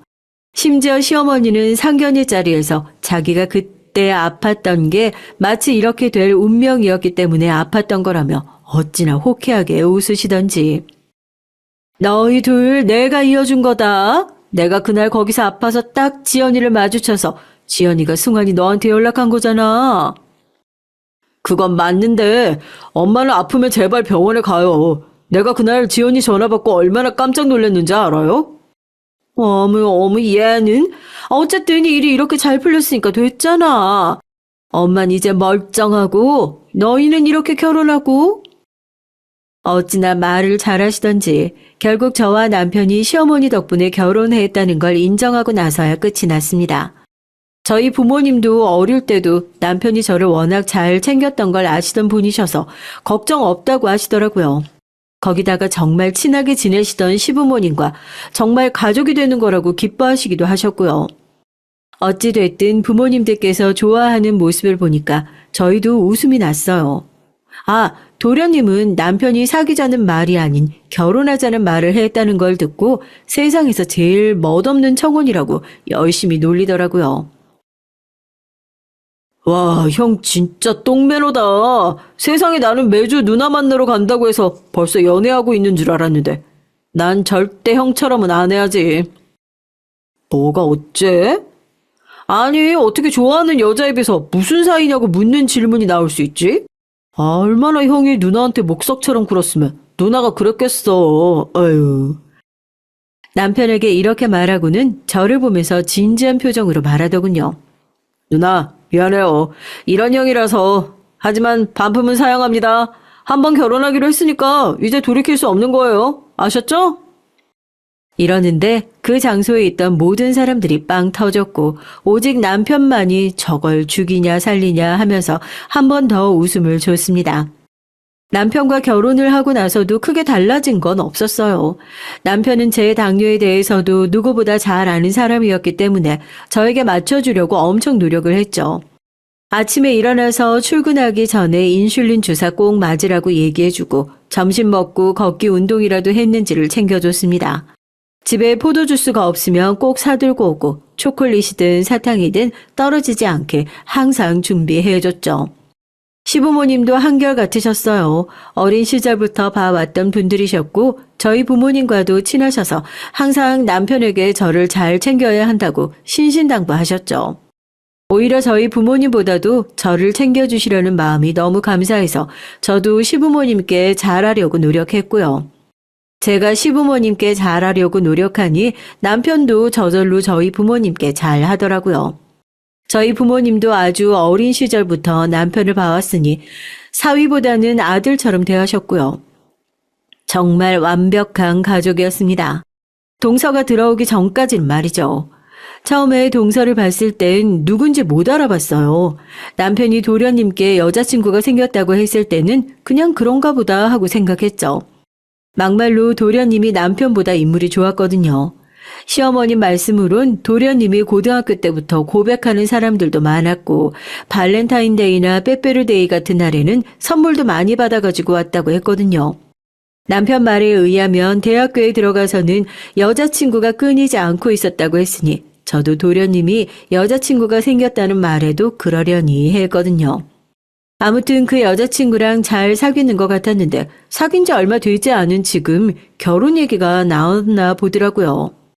도련님이 남편에게 전화해서 시부모님께 먼저 인사드리고 저희와 따로 만나자는 연락을 했다고 해요. 남편은 그 전화를 받고 바로 저에게 점심 먹었냐는 안부 전화를 하면서 얘기를 해줬고요. 그날 밤에 시어머니께서도 도련님이 드디어 여자친구를 소개해준다고 소녀같이 들뜬 목소리로 전화가 왔습니다. 세상에 맨날 여자친구 생겨도 인사도 안 시켜주고 보여주지도 않던 애가 드디어 여자친구를 데리고 온다고 하니까 너무 기쁜 거 있지. 승환이는 여자한테 관심이 없어서 걱정이었는데 우리 지연이가 떡하니 나타났잖아. 근데 이제 우리 승진이도 결혼할 사람을 데려온다니. 엄마는 승환이고 승진이고 둘 다 영원히 결혼 못할 줄 알았는데 어디서 그렇게 신부감을 데리고 오는지. 어머님께서 이렇게 얘기하시는 거 보니까 벌써부터 동서 질투나서 안 되겠는데요? 어머님이랑 아버님이 저보다 동서 더 예뻐하면 저 완전 삐져버릴 것 같아서 어떡해요? 제가 웃는 목소리로 이렇게 말하자 시어머니께서 얼른 목소리를 낮추며 말씀하셨습니다. 아우, 얘는 우리 부분 당연히 지연이 네가 최우선이야. 얘는 뭐 그런 농담을 하고 있니? 지연아, 엄마는 승환이 승진이보다도 너야. 아무리 예쁘고 싹싹한 애가 내 둘째 며느리로 들어온다고 한들 너만큼 예쁘고 사랑스러울 리 없다. 우리에게 넌 며느리가 아니라 딸이야. 내 배에서 나오지 않았지만 지연이 넌 정말 예쁜 내 딸이다. 우리가 얼마나 널 예뻐했는지 그 누구보다 지연이 네가 더 잘 알잖니? 이러시면서 단호하게 얘기하시는 시어머니의 말씀에 괜히 눈물이 나오더군요. 전 눈물을 꾹꾹 눌러 참으며 애써 장난치듯 목소리를 꾸며 말했습니다. 그러면 제가 동서에게 엄청 잘해줘야겠네요. 동서가 소외받는다는 생각 들지 않게 제가 잘해줄게요. 아무튼 우리한테 지연이가 최고니까 그런 생각, 걱정 절대 하지 마. 알겠지? 네, 어머님, 알겠습니다. 그렇게 어머님과 전화를 끊고 저는 남편 품에서 조금 울었어요. 사실 지금은 괜찮아졌다고 해도 고등학생 때 있었던 친구들의 배신이나 따돌림이 아직도 제 마음 한편에 자리 잡고 있었거든요. 새로운 가족이 들어온다는 기쁨과 그 새로운 가족으로 인해서 제 자리가 위태로워질 수도 있다는 불안감 때문에 동서가 생긴다는 게 마냥 기쁘지 않았습니다. 시어머니께서도 그런 제 마음을 알고 계셔서 그런지 저희 불안을 잠재워 주시기 위해서 그런 말을 하셨던 거라고 생각하니까 눈물이 멈추지 않더군요. 완전 울보야, 내 마누라. 그런 저를 남편이 어화둥둥 해주며 달래주는데 그거에도 눈물이 나서 어찌할 바를 몰라 하자 남편은 저에게 병원에 한번 가보는 게 어떨지 조심스럽게 말하더군요. 우리 한번 병원에 가볼까? 병원? 무슨 병원? 저는 남편의 말에 정말 순수하게 다시 물어봤어요. 그러자 남편은 긴장을 했는지 잠깐 숨을 고르더니 다시 말하더군요. 감기에 걸리면 내과에 가는 것처럼 당신은 아직 학생 시절에 다쳤던 마음이 아직까지 아픈 거니까 상담센터라도 한번 가보는 게 좋을 것 같아서. 전 남편의 말을 듣고 표정이 굳는 게 느껴졌습니다. 고등학교를 자퇴하고 부모님이 억지로 데려갔던 정신병원이 떠올랐거든요. 제 표정을 읽은 남편이 서둘러 다음 말을 하더군요. 그때랑 지금이랑 여러 가지 변했잖아.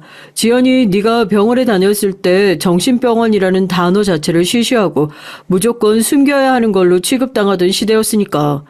그 당시 의사들도 마음에 깊은 상처가 있는 사람들을 어떻게 대해야 하는지 몰랐을 거야. 하지만 지금은 TV에 나오는 연예인들도 자기 벽을 숨김없이 말하는 사람들이 늘었잖아? 그렇지.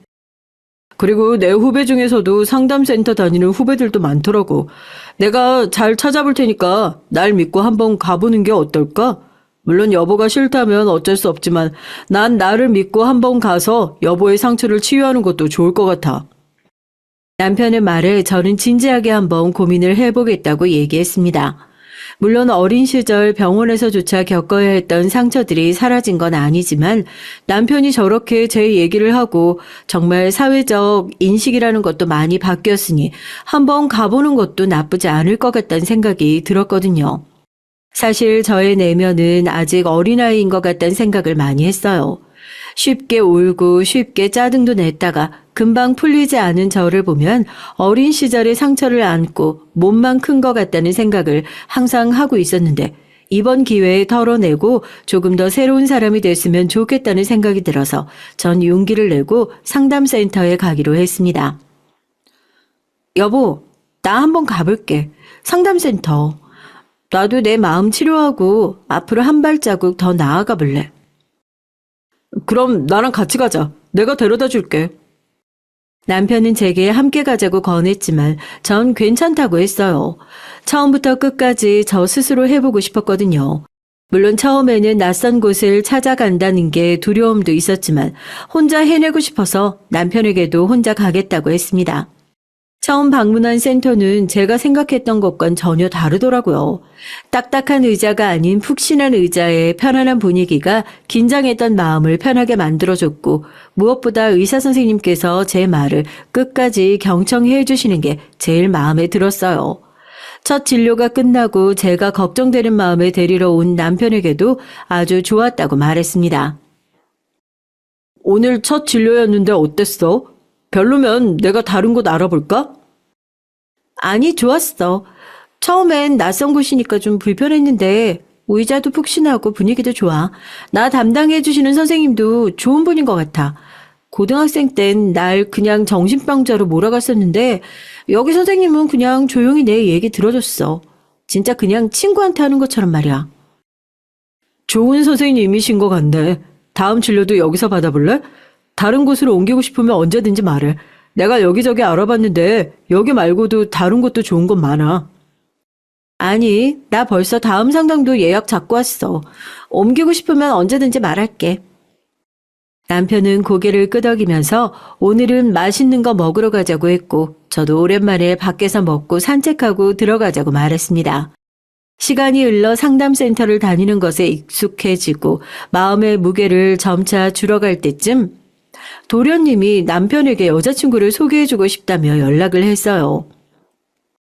난 당신이랑 가는 게 제일 좋지만 당신이 조금 부담스러우면 나 혼자 다녀올까? 아니야. 나도 가서 보고 싶어.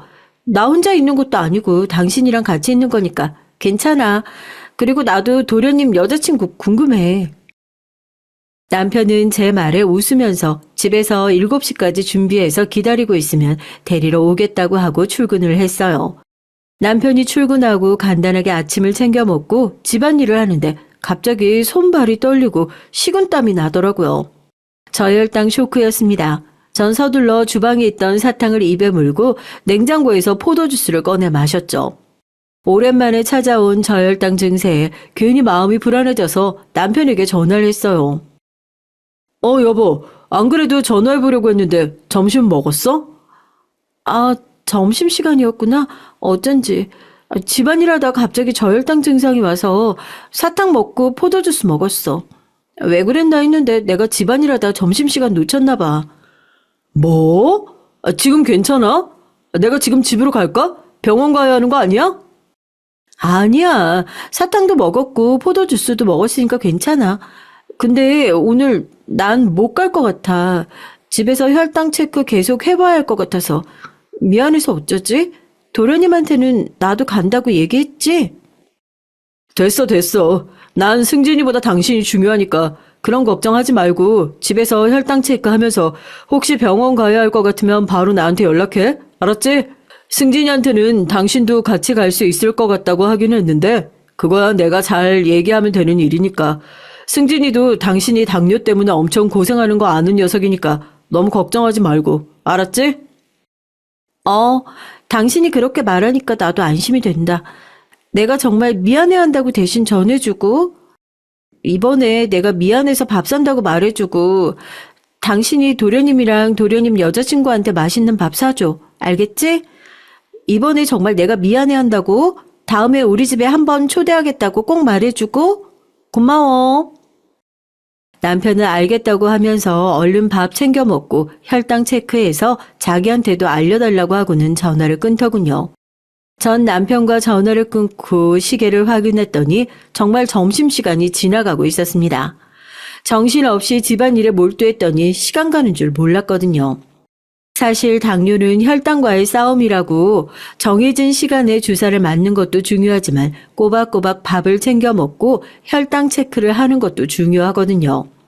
가끔씩 밥 시간을 놓친 적은 있었지만 이렇게 손발이 떨리고 심장이 두근거리고 식은땀이 난 건 처음이라서 괜히 마음이 조급해지더라고요. 전 서둘러 밥을 챙겨 먹고는 혈당을 체크했습니다.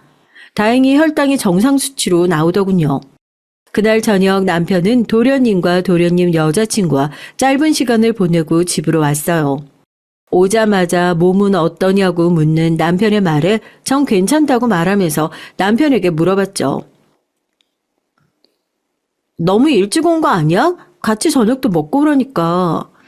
됐어. 승진이랑 재수 씨도 이해해줬어. 당신 고생하는 거야 우리 집 식구라면 모를 리 없고 재수 씨한테는 자세하게는 말하지 않았는데 당신 몸이 안 좋다고 하니까 바로 이해해줬어. 회사 근처 카페에서 잠깐 얘기했고 다음에 우리 집에 초대한다고 했으니까 그때 천천히 다시 얘기하면 되는 거야. 그리고 막말로 우리가 재수 씨랑 사는 게 아니라 승진이랑 재수 씨랑 사는 거고 결혼한다고 해도 우리랑 얼마나 본다고. 그래. 내 걱정해서 빨리 와줘서 고마워 여보. 저는 그렇게 말하고 남편을 꼭 끌어안아줬고 남편도 저를 안아주고는 저녁 먹었냐고 물어보더군요. 저녁은 먹었어? 혈당은 체크해봤고? 저녁도 대충 먹었어. 혈당 체크해봤고 정상 수치였어. 아무래도 점심시간 놓쳐서 그랬나 봐. 전에는 점심 한 번 놓친다고 이러진 않았는데 나도 이제 나이도 있고 하니까 조금씩 문제가 생기나 봐. 그래도 바로 잡혀서 다행이다. 당신 다음에 당뇨약 처방받을 때 나랑 같이 가자. 나중에 계속 이런 일 생기면 어떻게 해야 할지 병원에서 내가 물어볼게. 어떻게 해야 하긴 뭘 어떻게 해. 얼른 내 입에 사탕 넣어주고 포도주스 먹여주면 되는 거지. 그렇지. 저혈당은 사탕, 혈당이 너무 오르면 주사. 알고는 있는데 당장 당신이 힘들어하는 모습 보면 어떻게 해야 할지 모르겠어서. 그래도 집에서 그래서 다행이다. 외출했는데 그랬으면 꼼짝없이 길거리에서 쓰러졌을 거 아니야. 됐어. 도련님께나 전화드려. 언제가 좋은지 물어봐. 알았지? 안 그래도 이번 주 주말에 된다고 해서 그때 보기로 했어. 당신 그때는 괜찮겠어? 어차피 집에서 보는 거니까 괜찮아. 그래, 너무 무리하지 말고. 안 되겠다 싶으면 그냥 취소해버리자. 알았지? 전 남편의 말에 알겠다고 말하며 얼른 남편에게 옷 갈아입고 오라고 말했어요. 남편은 순순히 안방으로 들어가 옷을 갈아입었고 전 저녁을 차리면서 주말에 뭘 먹어야 할지 고민했죠. 시간은 빠르게 흘러 주말이 다가왔습니다. 집도 깨끗하게 청소하고 정성껏 음식도 준비했어요. 곧이어 번호키 누르는 소리가 들리더니 남편과 도련님, 동서가 들어왔습니다. 여보, 우리 왔어. 전 남편의 목소리에 현관문 앞으로 갔고 그곳에는 익숙한 듯한 얼굴의 여성이 신발을 벗으며 집으로 들어오고 있었어요. 어서 오세요. 반갑게 인사를 하며 동서의 얼굴을 보는데 정말 어딘가 익숙한 얼굴이었습니다. 동서도 저를 보다가 잠시 흠칫하는가 싶더니 인사를 하더군요. 처음 뵙겠습니다. 김지아라고 해요. 네, 반가워요. 전 우선 집에 온 손님들을 잘 대접해야겠다는 생각에 차려놓은 식사를 대접하고 후식 과일까지 푸짐하게 대접했습니다. 저번에는 미안했어요. 제가 갑자기 몸 상태가 안 좋아져서 저 때문에 이 사람도 얼른 들어와 버리고 많이 속상했죠. 아니에요. 저희 그날 데이트하고 놀았어요. 그런 걱정하지 마세요. 이렇게 맛있는 저녁도 대접해 주셨잖아요. 오히려 저희가 죄송하죠. 쉬셔야 하는데 저희 때문에 바쁘게 음식 준비하셨을 텐데. 화기애애한 분위기 속에서 여러 얘기가 나왔습니다. 그러면서도 문득 느껴지는 기시감에 기분이 묘해지더라고요. 동서와 도련님이 가고 뭔가 찝찝함을 느낀 저는 남편에게 동서에 대해 이것저것 물어봤습니다. 동서 말이야, 도련님이랑 동갑이야? 아니, 우리랑 동갑이래. 둘이 일하다가 만났다고 하던데? 일하다가? 같은 회사인가 봐? 같은 회사는 아니고 협력회사였는데 같이 프로젝트를 하다 눈이 맞았다고 하더라고. 내가 듣기로는 재수 씨가 승진이한테 반해서 쫓아다녔고 승진이도 자기 좋다는 사람이 궁금해서 몇 번 만났다가 연애를 시작했다고 하더라고. 동서 학교는 어디 나왔는지 들었어? 학교? 대학교 말이야? 여보, 그렇게 안 봤는데 학벌 따지는 사람이었어? 장난치듯이 놀리는 남편을 안 아프게 살짝 때리고는 속에 있던 말을 털어놨습니다. 아니, 얼굴이 묘하게 익숙해서 어디서 본 것 같은데 어디서 봤는지 모르겠네. 오다 가다 만난 거 아닐까? 내가 듣기로는 재수 씨도 이 동네 살았다고 하던데 고등학교 때까지 이 동네 살다가 대학교는 타 지역으로 가고 대학교 졸업하고 다시 이쪽으로 돌아온 거라고 하더라고. 동네에서 오다 가다 만났으면 그럴 수도 있지. 전 남편의 말에 고개를 끄덕이면서도 묘하게 느껴지는 불쾌감을 떨쳐낼 수가 없었습니다. 저의 그런 마음을 알았는지 남편은 걱정 말라고 말하며 저를 꼭 안아주더군요. 걱정하지 마. 당신이 재수 씨가 내키지 않으면 우리 쪽에서 피하면 되는 거야. 똥이 무서워서 피해, 더러워서 피하지. 안 그래? 웃으면서 말하는 남편의 말에 그 품에 가만히 안겨 고개를 끄덕였습니다. 그렇게 안정을 찾아가며 그날은 잠에 들었죠. 도련님과 동서를 만나고 얼마 지나지 않아 두 사람은 급하게 결혼을 한다며 저희에게 연락을 했어요. 원래는 느긋하게 내년 가을쯤으로 생각하고 있던 두 사람이었는데 뱃속에 아기가 생겨서 배가 부르기 전에 후다닥 할 거라고 하더군요. 이미 양가 부모님께도 인사드렸고 두 사람의 결혼을 반대할 사람도 없으니 결혼식은 빠르게 준비가 됐고 얼마 전 결혼식을 끝냈습니다. 신혼여행 겸 태교 여행도 잘 다녀왔고요. 신혼여행을 다녀온 도련님 부부는 저희 부부를 집들이에 초대했어요. 신혼집을 구경하다가 우연히 책장에서 동서의 고등학교 졸업 앨범을 봤습니다. 땡땡 여자 고등학교, 제가 자퇴한 고등학교였습니다. 그 졸업 앨범을 보는데 심장이 바닥으로 처박히는 기분이었어요. 제가 그 앞에 서서 가만히 있자 동서가 제게 다가와 묻더군요. 형님, 왜 그러세요? 그자 이 뻔뻔한 얼굴이 기억나더군요. 저를 괴롭히던 양아치 무리 중에 한 명이었습니다. 약한 척 한다고 저를 괴롭혔던 그 아이였어요.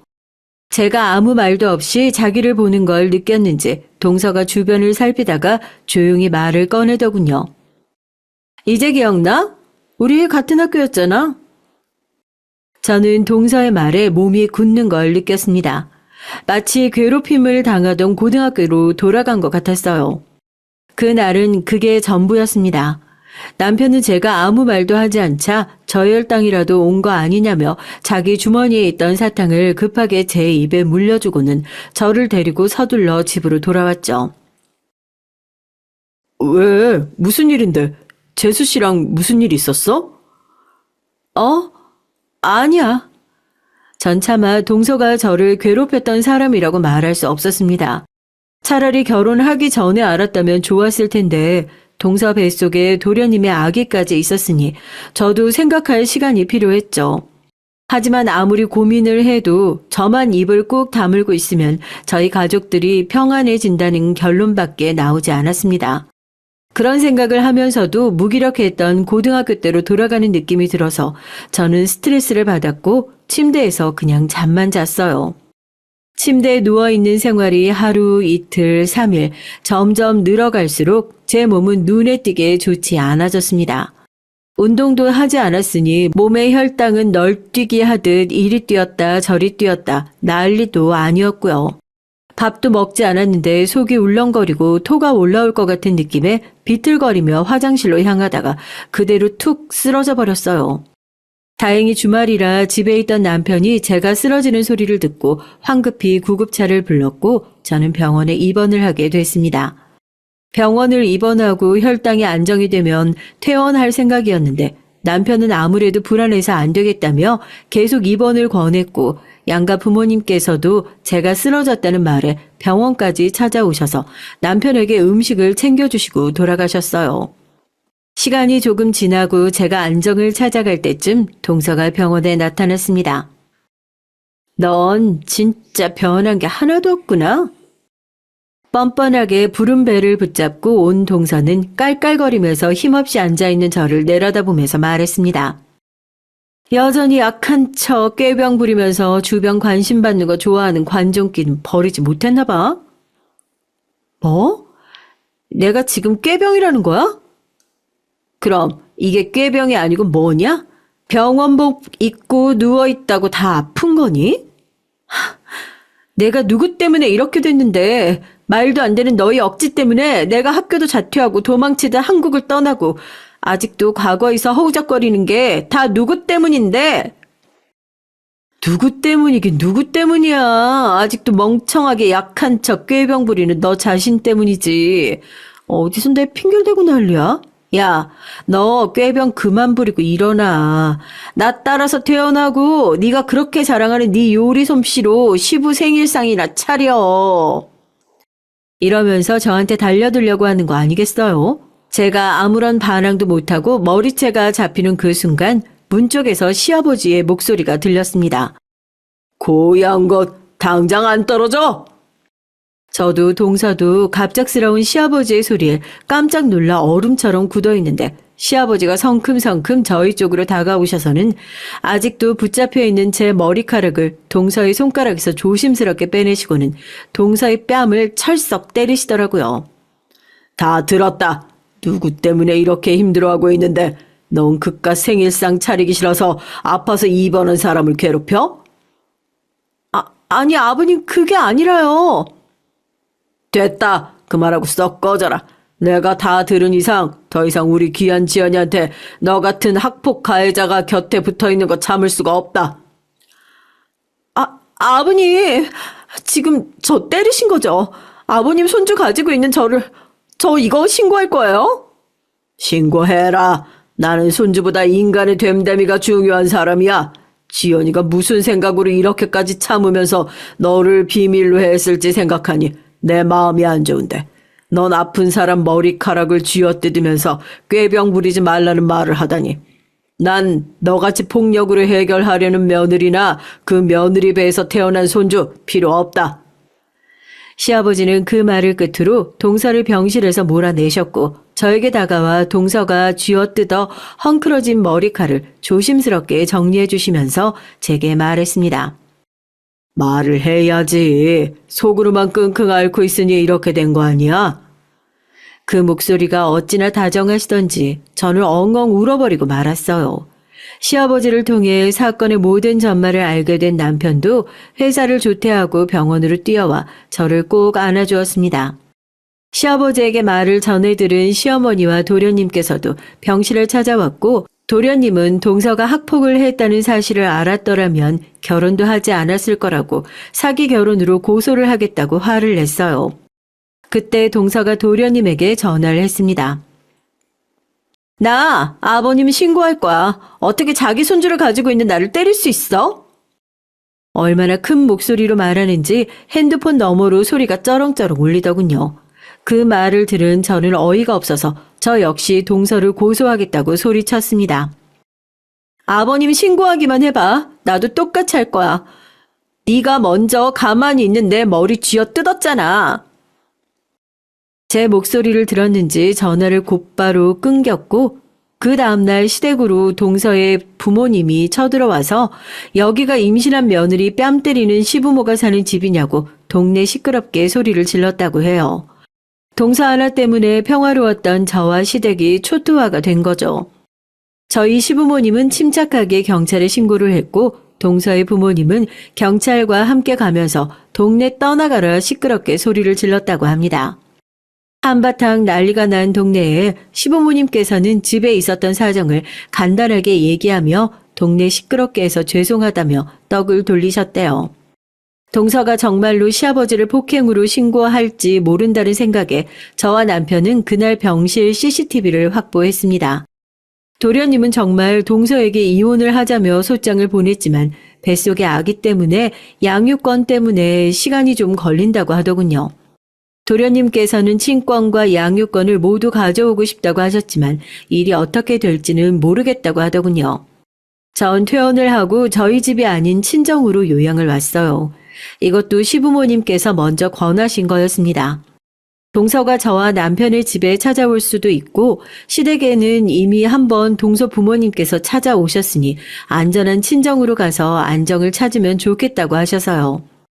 남편도 당분간은 그랬으면 좋겠다고 해서 저는 지금 친정에서 양가 부모님과 남편의 사랑을 받으며 요양하고 있습니다. 최근 있었던 일을 상담센터 선생님께 말씀드렸더니 마음에 있는 것들을 말로 써 털어내는 연습을 하는 게 좋을 것 같다고 하시더라고요. 말이 어려우면 글이라도 써서 털어내는 게 어떠냐는 물음에 조심스럽게 사연을 적었습니다. 끝까지 들어주셔서 감사합니다.